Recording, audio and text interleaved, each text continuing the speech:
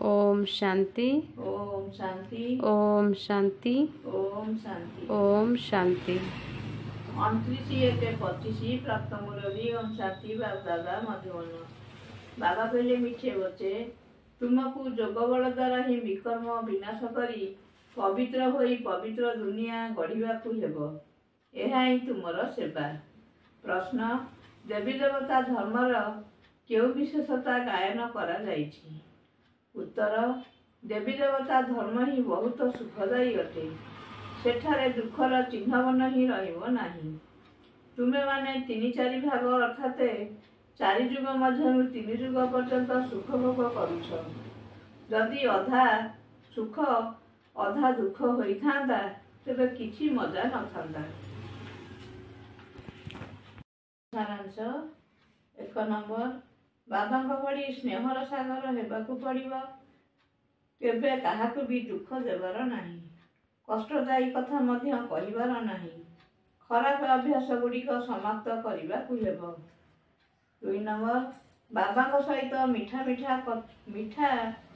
मिठा कथाबार्ता होई यही अनुभूति रे रहिबाकू हेबो जे ओहो बाबा आपण मते कौन कौन करि देइछंती। आपण मते केते सुख देइछंती। बाबा आपण मते क्षीर सागर को नहीं जाउछंती। सारा दिन यही बड़ी बाबा बाबा मने रही थाउ।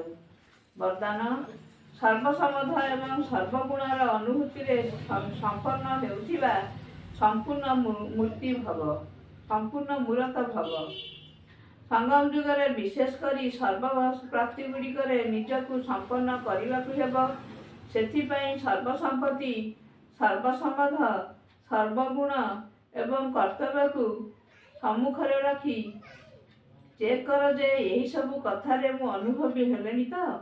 जदि कौनसी कथारे अनुभवर जमा कमी रही तेबे सेथिरे निजकू संपन्न कर।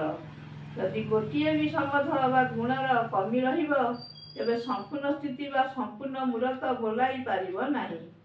सेथिपाई बाबांकर गुण गुड़िकू बा निजर आदि स्वरूपर गुण गुड़िकू अनुभव कर।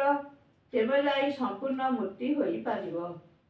स्लोगान उत्तेजित हेबा मध्य मनर कांदणा अटे।